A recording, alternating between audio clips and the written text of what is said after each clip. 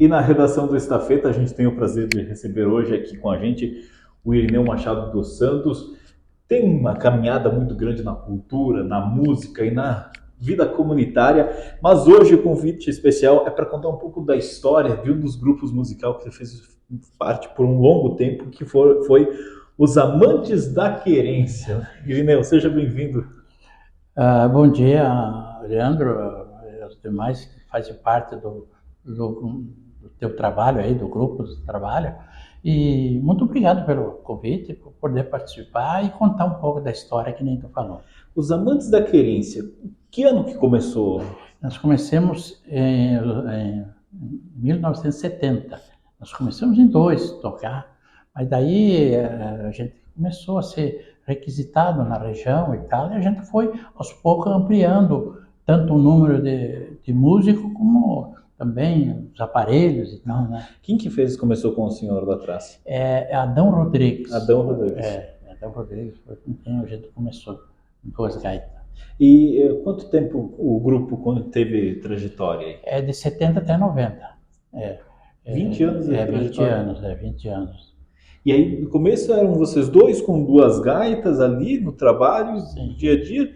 E quando vocês sentiram a necessidade aí de chamar mais pessoas para fazerem parte? No momento porque naquela época tinha o programa de auditório na Rádio Veranense, onde a gente se apresentava aos sábados à tarde. Talvez por isso o pessoal sintonizava muito, porque naquela época era muito diferente de hoje, né? Naquela época era a rádio e o pessoal escutava e tal, e vinha à procura dos músicos para tocar. E eu nunca me esqueço que os primeiros convites que nós convidaram para ir tocar, animar baile, foi lá em Nova Bassano e Vista Alegre. Eu sempre digo que naquela época lá é que nem hoje os conjuntos de tocar no Paraná, Santa Catarina, né? E o programa de auditório naquela época era onde? Era onde que era o Dom Vital hoje? Foi trocado vários lugares, né? Vários, né? 2, 3 lugares no Dom Vital, mas a maioria foi mesmo lá na Rádio Veranense. Onde que é hoje? Lá na Rádio Veranense. E esses grupos, além dessas apresentações na rádio, vocês também realizavam shows, apresentações? Sim, na verdade, a gente foi muito requisitado durante esses anos aí. Era um dos conjuntos mais procurado no nosso estilo, porque nosso estilo é o seguinte: era gaúcho, mas a gente fazia também muito sertanejo, bandinha, tal. Então, tentar agradar, né, a maioria das pessoas que participavam, né? E aquela época lá não tinha toda essa forma, essa facilidade de comunicação que a gente vê hoje. Sim. Como é que vocês faziam para agendar show, por exemplo? Quando o pessoal, eles vinham geralmente pessoalmente procurar, porque até telefone não era fácil, no interior, muitos lugares não tinham. Eles vinham pessoalmente no sábado à tarde, lá na rádio, entrar em contato com nós, né? Então, até nos anos ali, 71, por ali, veio um casal de namorado, noivos, lá de Nova Bassano, vieram lá na rádio. E eu lembro como se fosse hoje que eles estavam subindo a pé também, porque nem existia, não era qualquer um que tinha condução, né? E aí foram lá na rádio contratar nós para tocar no casamento deles em Nova Bassano, né? Então era essa parte, Protásio Alves, Vista Alegre, então, o pessoal vinha pessoalmente. Porque o contato com o público que solicitava música com nós na rádio, porque 60% dos pedidos que vinham era com nós. Tinha outros grupos que se apresentavam, mas 60% do pedido era na base da cartinha, né? Das cartas naquela época, né? Então, às vezes, a gente recebia aí mais de 100 cartas aí por semana. Legal. E quando chegavam lá para se apresentar, também não tinha muita estrutura. Tinha que o palco lá era montado com as bancas, como é que era? O palco geralmente eram as mesas que os caras colocaram, né? Claro que no nosso começo, né? Depois, aos poucos, mas o começo era mesa, assim. Puxava algo ali do lado. Exatamente. Inclusive, tinha lugares que não tinha nem energia elétrica, né? E nós, depois, como foi aumentando o grupo e tal, e a gente foi se estruturando melhor, nós levava um geradorzinho para poder Para botar conseguir a parte fazer. elétrica, né? Senão tinha que puxar cabo e tudo. Exatamente. Porque não tinha, por exemplo, um lugar que eu lembro bem, aí São Jorge de Fagundes, nós levamos um motorzinho, e o pessoal até ficava admirado para poder, e ficava no porão. E aí tu via, quando tu parava com a música, tu via o barulho do motorzinho lá embaixo.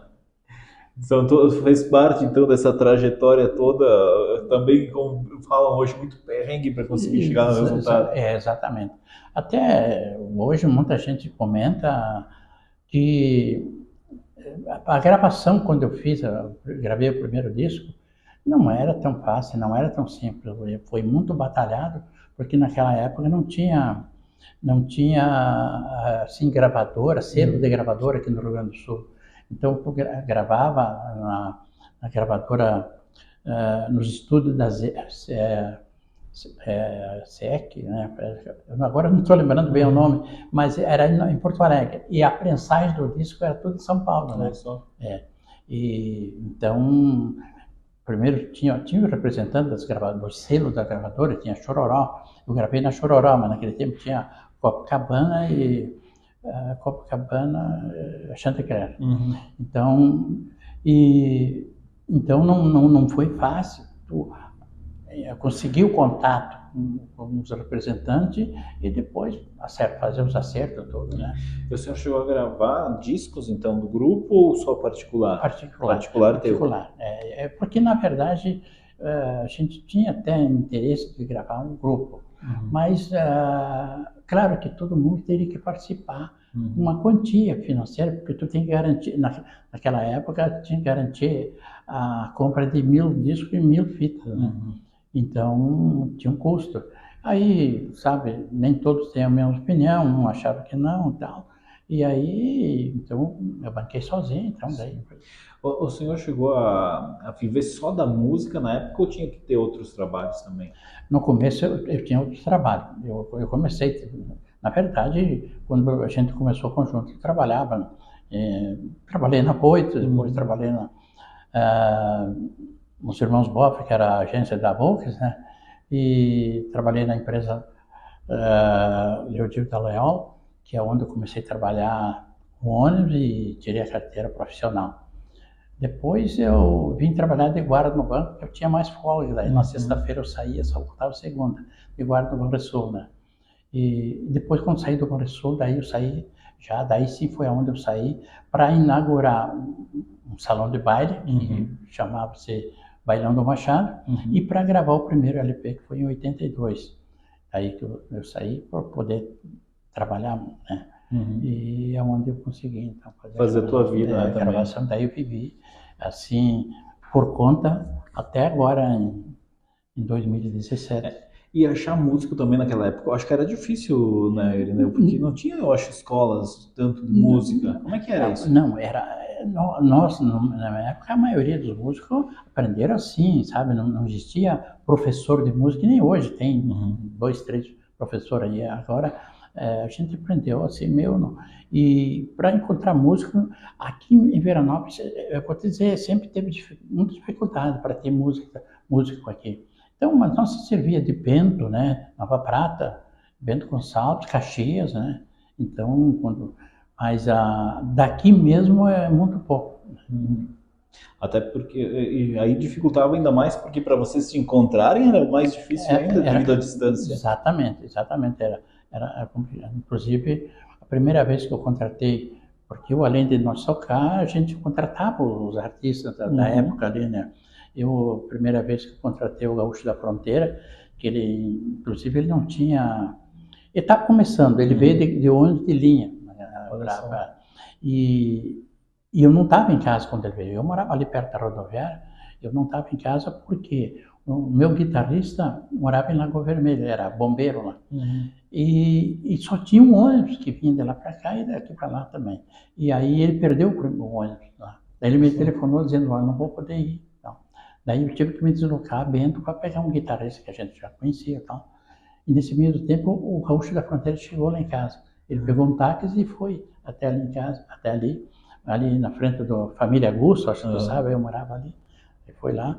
E aí ele é um cara simples, né? Já, tipo, então, tu vê como...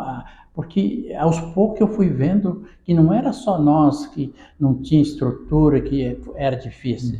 Todos os artistas, quando começaram, a maioria são pessoas, a maioria da classe humilde, né? Os próprios atuais que eu contratei nos anos 80 ali, eles contavam da história deles que sofreram muito com a picape, ficava atolado e tal. Entende? Então, as pessoas, o Gaúcho da Fronteira também, ele veio para Porto Alegre como taxista, né? Então, é difícil Também para teve todo essa mundo, trajetória, né? né? Irineu, o que era a maior alegria para vocês quando subiam no palco? Como é que era a sensação de estar lá, de fazer música para as pessoas? Porque a gente gostando do trabalho, de qualquer trabalho, tu faz ele com amor, com dedicação. E a gente, para nós era um trabalho, porque hoje a maioria dos conjuntos que estão, né, eles têm equipe que monta, faz todos ali, eles só chegam ali para tocar. E nós não, naquela época era nós que tínhamos que fazer tudo, né? Então, mas aquilo não era, a gente não sentia um cansaço para aquilo. Chegava lá 4, 5 horas no local e começava a montar e fazer o teste para deixar pronto. Naquele tempo também não era 2, 3 horas que nem é hoje. Nós chegamos a tocar A noite 8, toda? 10 horas, né? Porque às vezes começava no sol entrar e ia até de manhã cedo, né? Fazendo Então, e não tinha, era tudo no peito, como diz o gaúcho, né? Ele não tinha microfone, não tinha nada, era tudo. Então, a gente passou por isso.